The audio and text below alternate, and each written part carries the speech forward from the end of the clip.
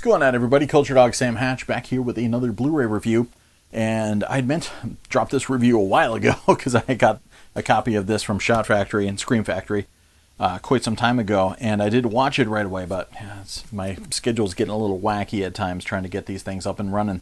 But it is season 1 of a Canadian TV show that's been seen on the Chiller Network over here on these shores. And I believe Netflix is also streaming it, but called Slasher.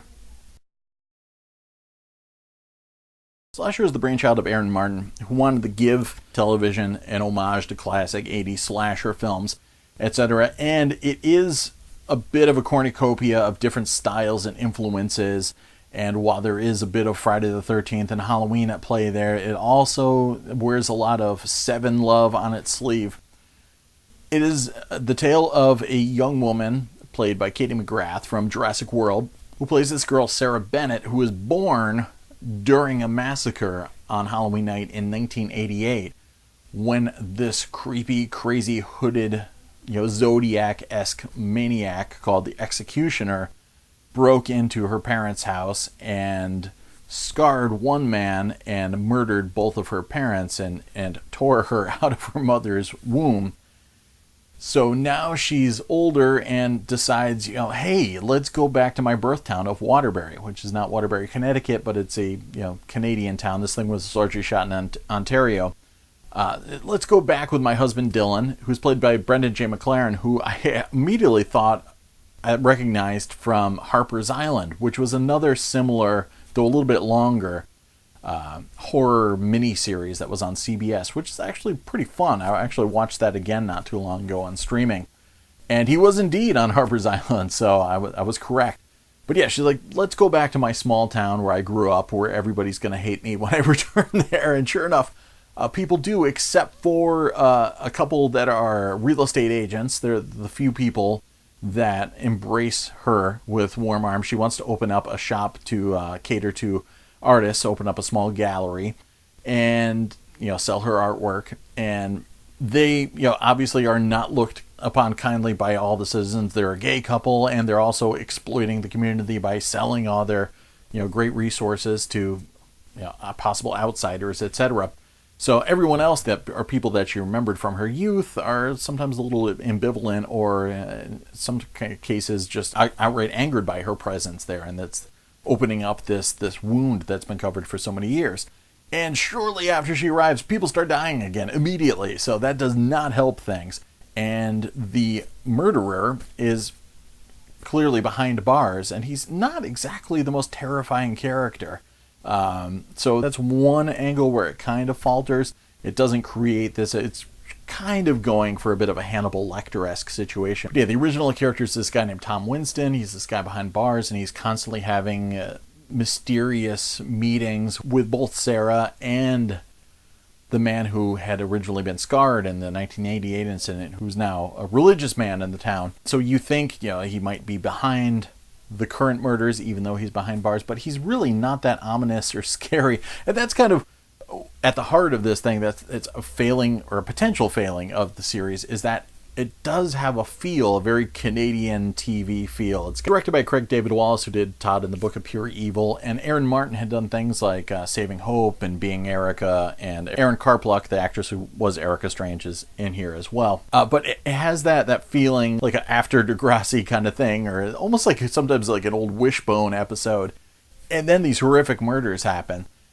So if that is a failing, it does actually work, because there is at least one grisly murder in every episode. And they're really grisly. I mean, there's some really horrific stuff that you can't unsee that goes on in this. And maybe that does become a little bit more shocking as a counterpoint to the small town hominess of the rest of it. And not to say that that's a new concept to horror television or horror films, because lots of horror product is set as a terrifying exclamation point next to an idyllic kind of small town world.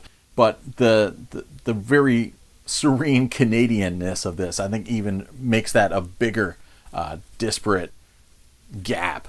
And it works, I guess. So there are plenty of WTF moments right off the bat. Sarah's constantly running around, leaving doors open behind her. She's living in a house that is this embodiment of terror already. It's a constant reminder of the grisly murder that happened there. And as she learns more and more about her twisted family, there's less and less reason to live there. Her husband Dylan ends up getting a job at the local paper, and there's a whole subplot there involving him jockeying for possible national fame and maybe also some other potential romance that will tempt him to stray from his marriage as these murders start getting bigger and bigger. And there is a method to the madness of either the executioner or the new executioner copycat, because there's a 7 deadly sins angle thrown in here. And of course these people are being killed not because they're in the wrong place at the wrong time, but because of some sort of connection to the past or some sort of sin that they have supposedly committed in the eyes of this murderer. And that does get more interesting as it goes. There's a pretty amazing point where this very, very hungry reporter who works at the, pretty much runs the newspaper, decides to one-up everybody else who's been pushing her aside during this whole experience by contacting the killer and agreeing to an interview with the murderer. And you just know, like, wow, that's a really bad idea. And incredibly tense scene when that happens. And yeah, so everybody's making stupid moves, and there are a lot of those moments, like I complain often, as much fun as like the Final Destination films were, etc. There's moments in those where there's a very South Park-esque lack of regard for human life in the way that Kenny would die, and they'd be like, "Oh, you killed Kenny, you bastard." There's a scene where I believe it was Matthew Lillard gets killed in Final Destination, and everybody reacts like the shoes got wet. And that's it. So there's a lot of that in this. There's a lot of characters that are essentially horrible, horrible people for their lack of concern over their fellow citizens and friends dying horrible deaths. And they're just thinking about jockeying for position to elevate themselves, professionally, etc. There's also Wendy Crewson in a really interesting part as Sarah's grandmother, and also not the most beautiful of people inside. And there's a lot of interesting history to her, and there's some flashbacks to what went on in her past. Dean McDermott plays the police chief, who is very, very irritated at the presence of Sarah. And Steve Byers plays another cop, Cam, who does have some fond recollection of Sarah and their time together as youths. And everybody is a potential suspect, which is cool, and it definitely keeps you guessing, and it definitely keeps you coming back for episode after episode. There's only 8 episodes. And where it does diverge from the typical, 7 template or the Halloween template, it diverges for the better, because there's some cool subplots that they drop early on in the plot. Aaron Carpleck's character is written off as this crazy log lady character, but there's a past mystery of her daughter who everyone believes to be dead, and what became of her, and that eventually becomes a pretty prime plot point later on, and it brings a lot of extra juju to the proceedings, because you realize, well, maybe there's a serial killer that's out there, but he's not the only bad person out there. There's actually other things that you should be wary of or possibly terrified of going on. So that was really cool. I liked how that twist happened. There's a couple of moments where characters are done away with, and they leave that dangling. Once they're gone, and there's no reason to believe that anybody would even know about the character's demise because of the remote nature of it, etc. So there's a couple bits where you're like, well, wait a second, don't we have to, put this to rest and have another funeral before we move on? So in certain regards, it gets tired of the follow-up to the killings after a certain time, because you really have to treat each person killed as a real person and not a Kenny, and that doesn't always make for the most exciting drama, because you want to move on to the next frisson, as this character, who's very Nancy Drew-esque, played Katie McGrath's character, keeps solving other historical elements of what's going on in the town, solving her own past, and putting her nose where it doesn't belong. So Gracie Law style. Definitely intriguing stuff, and I had no problem marathoning it very, very quickly. despite some of the goofier, lapses of logic with the characters, etc. And I'm intrigued to see where it would go for a second season. I thought I knew what tactic they were going for. Obviously, it's going to be more of an American Gothic type thing, where it's a different story every year, because this house, this cursed house, is now like sistered and brothered with all these other houses that are reminders of murder, because everyone in the town pretty much gets murdered in this thing. So, you don't know if they'd want to return to Waterbury again for another film, or instead maybe have the same cast returning as different characters, so which I think is the tack they're going to take if they bring it back. So I'd definitely like to see more from it. The scares were legit, and the gore was really over the top, which was pretty cool for something on TV, from the Super Channel in Canada, but also on Chiller over here. So check it out. You should be able to stream it, as I mentioned before, or get the pretty cool Blu-ray.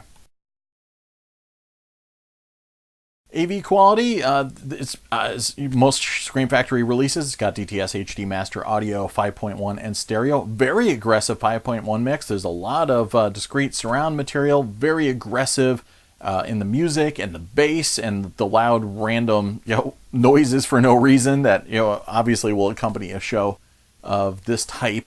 And it was always very energetic, and I was impressed. Gave my speakers a workout. Visually, it's a 1.78:1 shot for HD, and it does remind me at times of other Canadian shot product like Haven. It also, in the ways it does not remind me of those, because so much film, especially of kind of serial killer stories, etc. like that, goes for that hyper graded, hyper after affected imagery, that this thing is not always filtered, which is cool. There's so many shots in this thing that are in broad daylight that aren't filtered. Haven in particular, it makes everything look gray or blue depending on whether or not it's in the middle of August. So that kind of subconsciously gets tiring after a while as a viewer. So this was cool that there was a little bit of a dynamic range in terms of the look of it, that there could be some scenes that were out in the bright daylight that looked inviting and warm and cozy, etc. And then there's a lot of yellower tones to the flashback scenes, etc. And there's a lot of stuff going on at night in this film too. But I like the look of it overall, and it certainly came across great in HD. There's not a lot of crazy color or anything like this. It's a very naturalistic kind of looking film for the most part. Looks great. Special features aren't amazing, no commentary tracks, etc. There's some behind-the-scenes stuff, and there's a lot of things that you could tell were intended as bumpers for TV, where mostly the cast and crew being asked about their favorite slasher films and 80s films, and there's even bits where they're almost asked the same question and have to give different answers. So you could tell that stuff was just made as fluff material for the television show, so nothing really in-depth for extras. But overall, it's a fun show, and despite the fact that its main character, Katie McGrath's character, Sarah, is a bit of a hot mess, and moments throughout as you're watching it where you're like, yeah, maybe they should all just grab her and tie her to a stake and burn her. Maybe that would be better for this community of Waterbury. But besides that, it definitely edges along those lines where it loses your sympathies, but it never quite crosses that. And there might be some moments to chuckle at and be like, wow, really? That's a little goofy. But it was a whole lot of fun for sure. So yeah, Slasher. It's out there. It's looking for you. Rent it or stream it or pick it up on Blu-ray. It's just a little bit shy of 7 hours. Apparently there's some scenes on there that weren't seen on TV. I'm not sure what was extended. Maybe some of the grislier stuff, because it gets pretty nasty at times. But yeah, it's pretty cool. I definitely had a good time watching it and powered through it quickly. So I'm sure you will too if you're a tried and true marathoner. So have fun. Hope you guys dig it. Cheers.